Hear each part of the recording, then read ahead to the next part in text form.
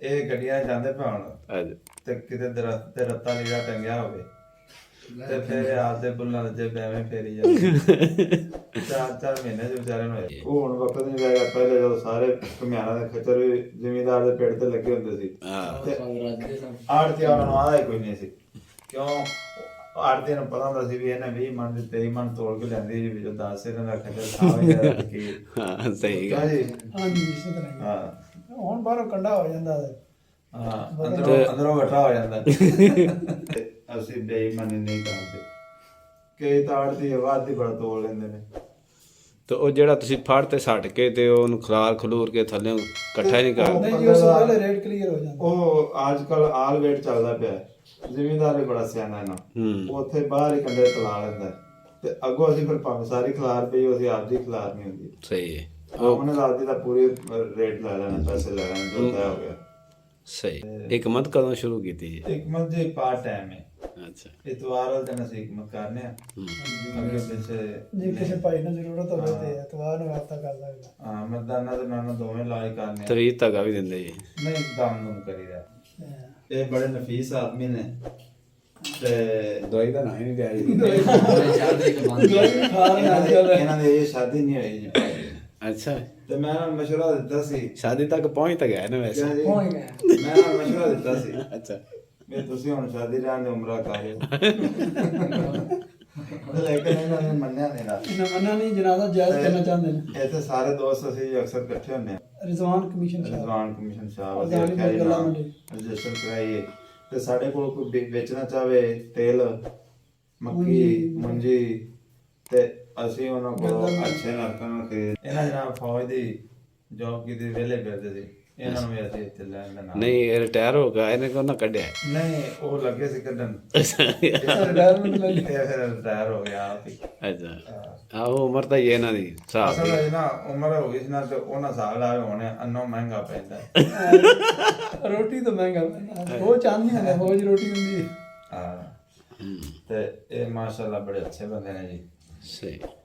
ਸਾਡੇ ਭਾਈ ਨੇ। ਤੇ ਆ ਮੋਬਾਈਲ ਬੀਬੀਆਂ ਦਾ ਕਵਰ ਚੜਾਇਆ ਨਖੈਰ ਇਹਨਾਂ ਨੂੰ? ਉਹ ਲੱਭਾ ਸੀ ਗਲੀ ਵਿੱਚੋਂ। ਇਹ ਜਿਹੜੇ ਮਾਜ਼ਰਤ ਨਾਲ ਜਿਹੜੇ ਸਾਡੇ ਫੌਜੀ ਭਾਈ ਹੁੰਦੇ ਨੇ, ਬੀਬੀਆਂ ਨੂੰ ਜ਼ਿਆਦਾ ਸ਼ੌਕ ਰੱਖਦੇ ਤੇ ਇਹ ਗੱਡੀਆਂ ਜਾਂਦੇ ਪਾਉਣ ਤੇ ਕਿਤੇ ਦਰਖਤ ਤੇ ਰੱਤਾ ਲੀੜਾ ਟੰਗਿਆ ਹੋਵੇ ਤੇ ਫਿਰ ਆਪਦੇ ਬੁੱਲਾਂ ਦੇ ਐਵੇਂ ਫੇਰੀ ਜਾਂਦੇ 4 ਮਹੀਨੇ ਚ ਵਿਚਾਰੇ ਨੂੰ ਹੋਏ। ਇਹਨਾਂ ਨੂੰ ਸੁਣਿਆ ਫਿਰ ਸਾਹ ਵੀ ਬੜਾ ਚੜਦਾ ਹੈ। ਇਹ ਜਾਂ ਕੋਈ ਸੀਨ ਵੇਖ ਲੈਣ ਦਾ। ਫਿਰ ਸਾਹ ਨਾਲ ਤਾਂ ਚੱਲਣਾ ਹੁੰਦਾ। ਫਿਰ ਛੁੱਟੀ ਜੋ ਲੇਟ ਮਿਲਦੀ, ਮਜਬੂਰੀ ਹੁੰਦੀ। ਲੇਕਿਨ ਇਹ ਸਾਡੇ ਮੁਲਕ ਦੇ ਮੁਹਾਫਿਜ਼ ਨੇ। ਅਸੀਂ ਇਹਨਾਂ ਦੀ ਅਜ਼ਮਤ ਨੂੰ ਸਲਾਮ ਕਰਨੇ ਆ। ਇਹਨਾਂ ਦੀ ਵਜ੍ਹਾ ਸਾਡੇ ਮੁਲਕ ਦੀ ਬਕਾ ਹੈ, ਪਾਕ ਫੌਜ ਦੀ ਵਜ੍ਹਾ ਤੋਂ।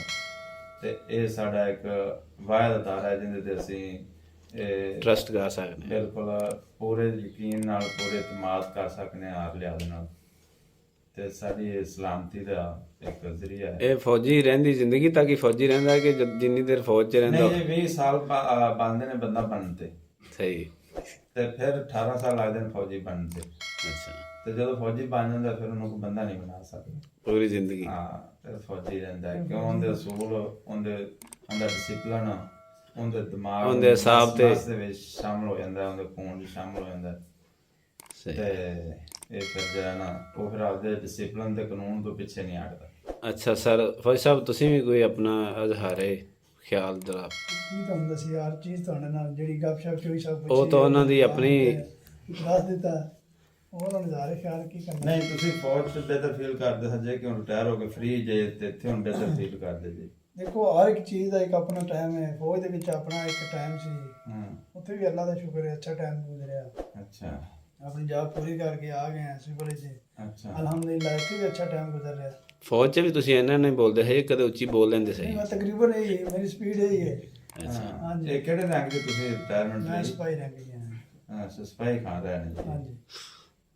ਕਹਿੰਦੇ ਨਾ ਸਿਪਾਹੀ ਜਿਹੜਾ ਨਾ ਉਹ ਕਿਸੇ ਤੋਂ ਡਰਦਾ ਤੇ ਨਾ ਉਹਦੇ ਤੋਂ ਕੋਈ ਡਰਦਾ। ਉਹਨੇ ਤੋਂ ਕਿਹਨੇ ਡਰਨਾ ਹੈ ਤੇ ਉਹਨੇ ਕਿਹਦੇ ਤੋਂ ਡਰਨਾ ਹੈ?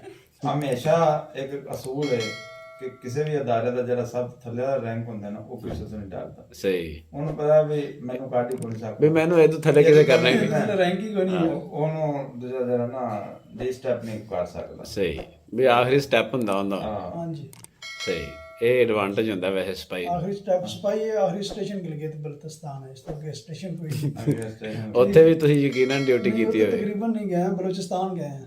ਅੱਛਾ ਬਲੋਚਿਸਤਾਨ ਕਿਹੜੀ ਜਗ੍ਹਾ ਰਹਿ ਜੇ? ਪੰਜਬੋਰ ਸ਼ਹਿਰ ਤੋਂ ਅੱਗੇ 14 ਕਿਲੋਮੀਟਰ। ਅੱਛਾ ਹੁਣ ਵੀ ਦਿਲ ਕਰਦਾ ਹੈ ਜਾਣ ਤੇ? ਨਹੀਂ ਹੁਣ ਕਿਤੇ ਦਿਲ ਕਰਦਾ। ਉਧਰ ਤੇ ਫਲ ਫਰੂਟ ਤੁਹਾਨੂੰ ਯਾਦ, ਬਰਫਾਂ, ਪਾਣੀ, ਕੋਟੇ ਦੀ ਸਰਦੀ, ਕੋਟੇ ਦੀ ਬਲੋਚਿਸਤਾਨ ਦੀ ਸਰਦੀ ਤੁਹਾਨੂੰ ਮਈ ਜੂਨ ਦੇ ਵਿੱਚ ਵੀ ਗਰਮ ਪਾਣੀ ਨਾਲ ਮੂੰਹ ਤੋਂ ਕੱਲਾ। ਅੱਛਾ ਸੁਣਿਆ ਉੱਥੇ ਜਿੱਥੇ ਮਤਲਬ ਬਰਫ਼ ਵਗੈਰਾ ਪੈਂਦੀ ਹੈ ਫੌਜੀ ਜਾਂਦੇ ਨੇ ਹਾਂਜੀ, ਤੇ ਉੱਥੇ ਬਹੁਤ ਸਤੰਜੇ ਦਾ ਮਸਲਾ ਹੁੰਦਾ, ਧਾਰਤ ਦਾ ਮਸਲਾ ਹੁੰਦਾ ਫਿਰ ਇੱਕ ਗੀਜ਼ਰ ਲੱਗੇ ਨੇ ਪਾਣੀ ਗਰਮ। ਤੇ ਜੇ ਗੀਜ਼ਰ ਕਦੇ ਬੰਦ ਹੋਵੇ ਤਾਂ ਫਿਰ ਕਿਵੇਂ ਤੁਸੀਂ ਮਾਮਲਾ ਹੈਂਡਲ ਕਰਦੇ? ਮੈਂ ਜਿਵੇਂ ਤਯੰਮਮ ਕਰ ਲਈਦਾ ਹੈ, ਅੱਛਾ ਉਵੇਂ ਬਰਫ਼ ਘਸਾ ਲੈਂਦੇ ਨੇ ਕਰਕੇ ਜਿੱਥੇ ਜਿੱਥੇ ਘਸਾਣੀ ਹੋਵੇ। ਉਹ ਤਾਂ ਬਰਫ਼ ਨਾਲ ਸਾਰਾ ਕੁਝ, ਬਰਫ਼ ਖਾਸਦੀ ਨਹੀਂ ਉਸ ਹਾਦਸਾ ਉਹ ਤਾਂ ਸੁੰਨ ਕਰ ਦਿੰਦਾ ਹੋਵੇਗਾ ਸ਼ਾਇਦ।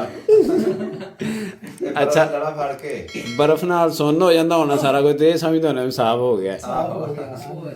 ਤੇ ਲੱਭਦੇ ਹੀ ਨਹੀਂ ਬਾਅਦ ਚ ਲੈ ਕੋਣ ਗਿਆ। ਫੌਜ ਸਾਡੇ ਫੌਜੀ ਭਾਈ ਬੜੇ ਕਠਨ ਮਕਾਮਾਤ ਤੇ ਆਪਣੀ ਜ਼ਿੰਦਗੀ ਗੁਜ਼ਰ ਕਰਦੇ ਨੇ ਤੇ ਸਾਡੇ ਮੁਲਕ ਦੀ ਹਿਫਾਜ਼ਤ ਫਰਮਾਉਂਦੇ ਨੇ। ਅੱਲਾਹ ਵੈਸੇ ਸਾਡੇ ਮੁਲਕ ਦੀ ਹਿਫਾਜ਼ਤ ਫਰਮਾਉਂਦਾ ਤੇ ਜ਼ਰੀਆ ਬਣਦੇ ਨੇ। ਤੇ ਅਸੀਂ ਦੁਬਾਰਾ ਜਨਾਬ ਸਾਡੇ ਅਦਾਰੇ ਨੂੰ ਫਿਰ ਅਸੀਂ ਐਪਰੀਸ਼ੀਏਟ ਕਰਨੇ ਆ ਕਿ ਇਹਨਾਂ ਦੀ ਵਜ੍ਹਾ ਤੋਂ ਅਸੀਂ ਇੱਥੇ ਬੈਠੇ ਹਾਂ, ਵਰਨਾ ਦੁਸ਼ਮਣ ਮੁਬਾਰਕ ਤਾਂ ਸਾਨੂੰ ਹਮੇਸ਼ਾ ਤਾਕ ਤੇ ਰਹਿੰਦਾ ਹੈ। ਸਹੀ ਬਿਹਤਰ। ਕਿਹੜੇ ਵਕਤ ਆਵੇ ਕਿ ਕਮਜ਼ੋਰੀ ਦਿਸੇ ਤੇ ਅਸੀਂ। ਅੱਛਾ ਤੁਹਾਨੂੰ ਫੌਜ ਦੇ ਵਿੱਚ ਰੋਟੀ ਮਿਲਦੀ ਸੀ ਕਿ ਖਾਣਾ ਮਿਲਦਾ ਸੀ? ਜੀ ਰੋਟੀ ਨੂੰ ਖਾਣਾ ਕਹਿੰਦੇ ਨੇ। ਨਹੀਂ ਖਾਣਾ ਤਕਰੀਬਨ ਤੁਸੀਂ ਕੀ ਸਮਝਦੇ ਜੀ? ਨਹੀਂ ਇਹ ਖਾਣਾ ਉਹ ਹੁੰਦਾ ਜਿਹਦੇ ਪੋਣਾ ਪਾਣਾ ਸਲਾਦ ਸਲੂਦ ਨਾਲ ਹੋਵੇ, ਟਰੇ ਚ ਪਿਆ ਹੋਵੇ, ਨਾਲ ਗਾ ਪਿਛਾ ਰੋਟੀ ਉਹ ਹੁੰਦੀ ਜਿਹੜੀ ਤੁਸੀਂ ਸਮਝਦੇ